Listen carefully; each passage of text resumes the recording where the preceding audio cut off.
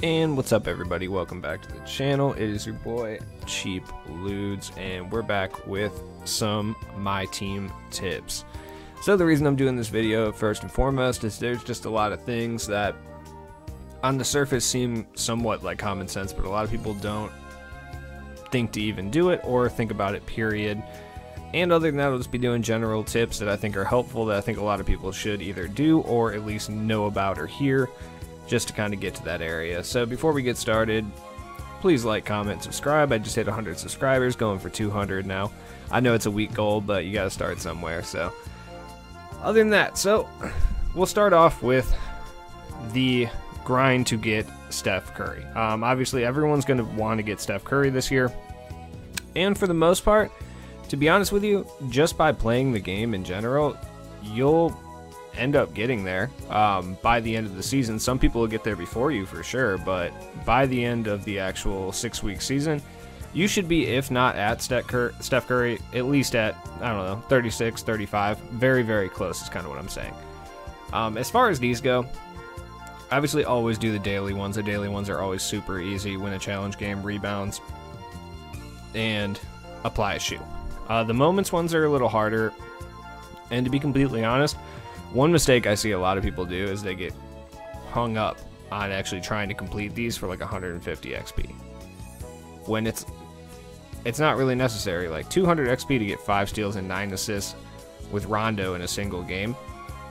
I mean, if you're not incredibly crazy good at the game, what's the point of even doing that for 200 XP? Or at least focusing so much of your time.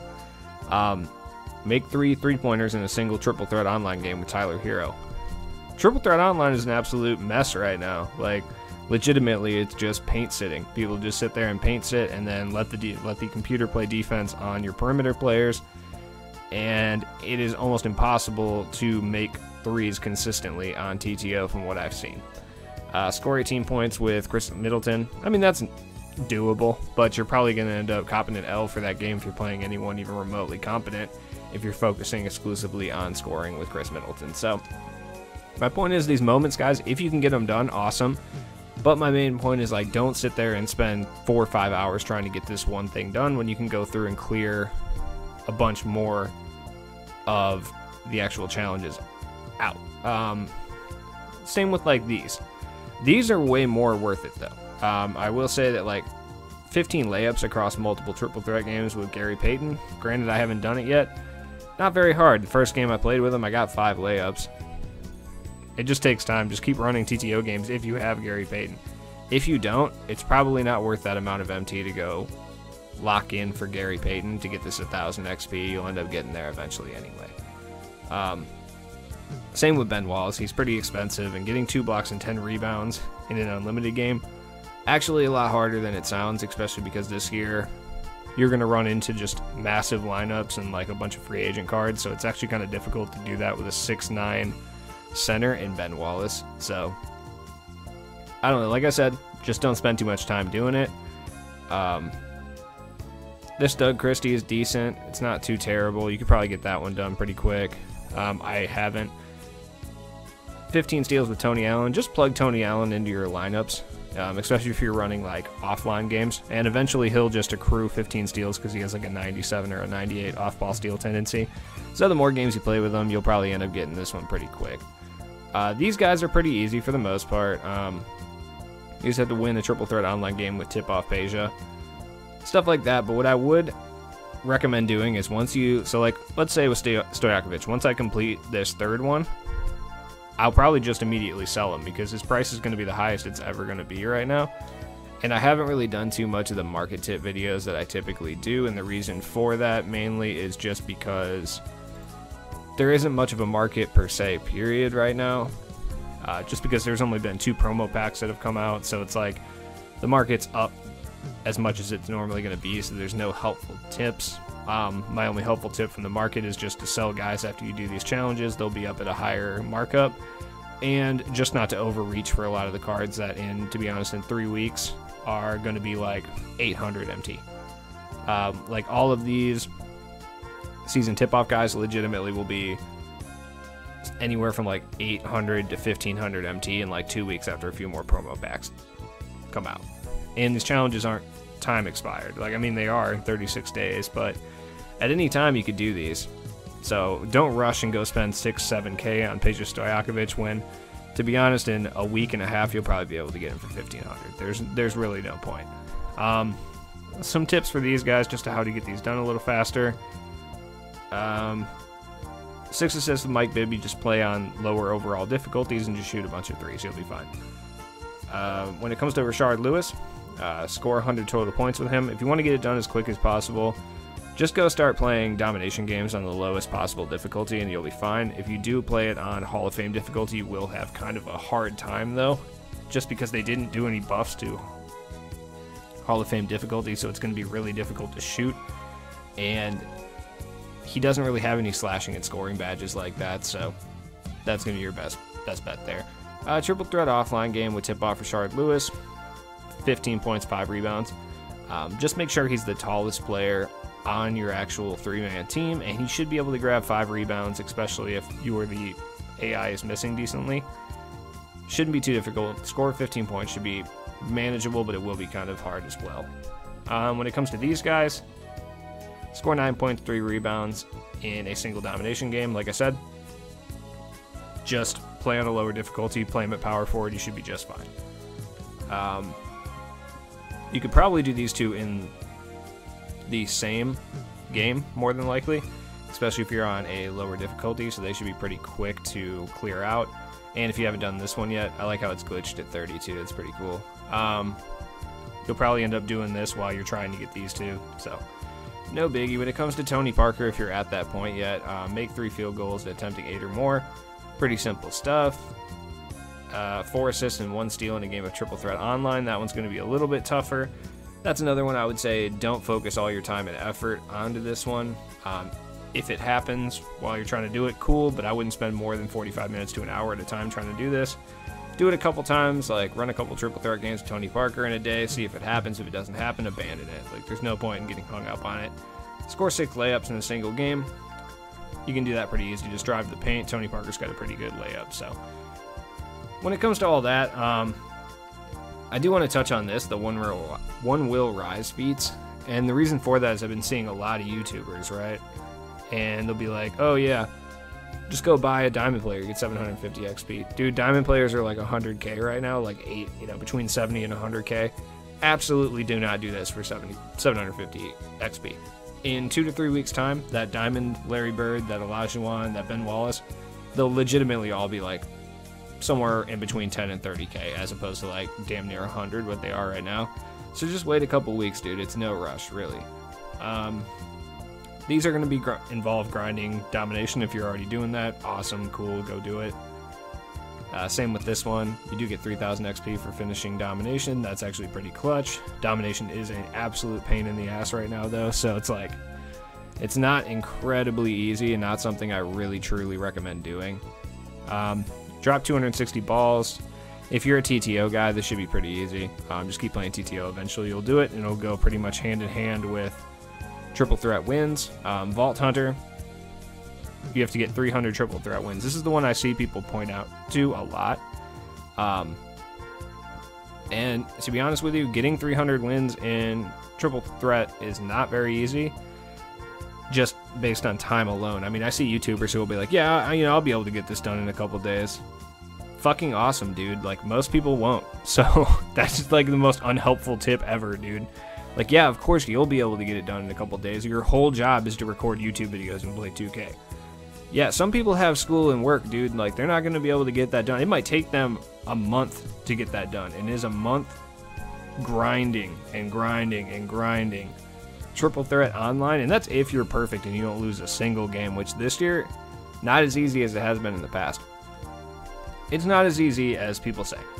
So if that's what you want to do, you're going to need to focus your time exclusively on that, and you will get a lot of rewards on the way, so it's probably the most worth it out of all of these. But at the same time, don't go into it thinking you'll get it done in a week, because you absolutely will not, especially if you're not playing this game day and night, day and night, day and night. So now we're going to go over to the token rewards, and the reason I'm going to talk about these real quick is because I've already made a mistake in this too, which is I was like, I got to get the Ruby guys. just because I want to go up and get diamond and pink diamond so I can do some gameplays and stuff. That's the only reason I'm doing this. But for you watching this, if that's not your intention, stop at Sapphire. Legitimately stop at the Sapphire board. Don't even mess with the Ruby board. There's already cards out better than these guys. They're not really that good.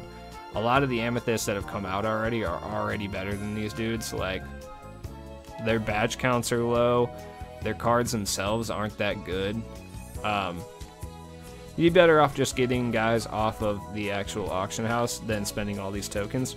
Just wait it out, save your tokens for the eventual token update that we're probably going to get relatively soon. That being said, I will tell you some guys in the Sapphire or lower tier that now that there's a shooting hotfix will be incredibly helpful. Kendall Gill's pretty decent. He's more of a slashing dunker. He was more important when you couldn't shoot. Now he's kind of slow. He's not the greatest card in the world. Sean Stevenson's okay. Luke Walton's actually got a really nice three-pointer, but his badge count is low. This, for my money, is the best Sapphire in the entire game, as far as guards go. Vernon Maxwell. I see a lot of people hype Brian Russell, and I've gone into this on other videos in the past, but I believe that Vernon Maxwell is better than Brian Russell in literally every single way. He's a better offensive player. He's decent on defense. He's a little small. And if you have only 6 tokens and you want to choose between these two guys, go with Vernon Maxwell. The things he can do on the offensive end are absolutely worth abandoning Brian Russell's defense for. Can't play defense in this game anyway. As far as Emerald tier, obviously you've probably heard this a lot, but Myers Leonard, Klay Thompson, Bobby Jackson are without a doubt the best guys you can get. There aren't very many centers that can shoot threes. Myers Leonard can. He doesn't have the greatest shot in the world, but for right now, until we get some better big men that can shoot, he's a really decent bench option, honestly. Klay Thompson, my dude, still pretty solid, pretty low badge count, but he's got a decent 3-ball.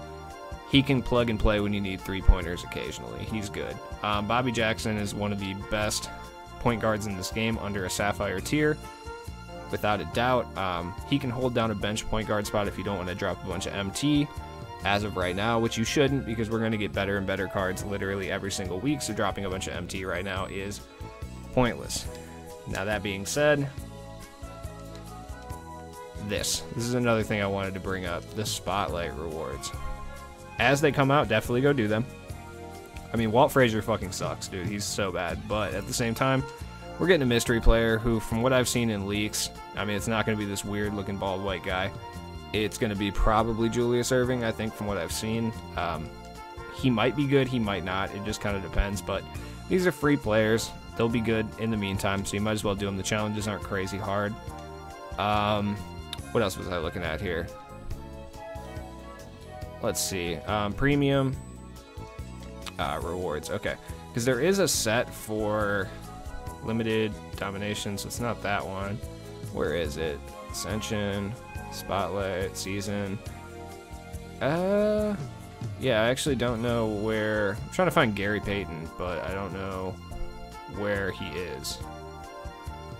Anyways, there is a reward for locking in the next 5 sets, which will be interesting. I don't really know what that's going to be about, so it's one of those things where you're going to want to keep updated on that, because it could be anything. That might be where Julius Erving is from what we've seen, but I'm not entirely sure. But anyways, guys, what I really want to point out here is just don't go spending a bunch of MT on these garbage ass cards. That's my main point. You'll see a lot of YouTubers that are talking about how Larry Bird's absolutely necessary. Look, I have copped 1 loss in Unlimited because the dude shot legitimately 18 for 20 with Larry Bird. He didn't miss. That shit was fucking annoying. I will say that right off the bat. But you don't need to go spend 100K on Larry Bird right now. Like, you truly, 81K, you don't need to spend 81K. Why? We have cards coming in 2 days, right? 90% chance they're going to be better than Larry Bird. Like, whatever they are, they're going to be better than Larry Bird. So he's going to already dip in value to like 50 or 60K. At that point, go snap him up. Like, he's got 19 gold badges and 2 hoffs, which is awesome. Don't get me wrong, that's great at this stage in the game. But how much better is the card that comes out on Friday? Or even if not that, how better is the card that comes out next Monday or next Wednesday or next Friday? in 2 weeks, we're going to have better cards than Larry Bird. He's already going to be outdated. That's just how 2K goes, and that's going to go that way all year long. So my point being, if you don't draw the card first day, or if you don't have the excess, MT to spare, or if you are specifically grinding for the 250K tournament, trying to get qualified, then absolutely go ahead and buy them. But if you aren't doing any of those things, there's no point. Don't go get this card. Don't spend 80K for a card that will be down 40 to 50K in value in 2 weeks. There's no point. You're just going to lose a bunch of MT when you can just wait a week and a half and it'll end up being cheaper. So anyways, guys, please feel free to like, comment, subscribe. I appreciate you guys. Like I said, we're trying to get to 200 subscribers. So until the next one, man, it's been your boy Cheap Blues, and that's all I got to say about that.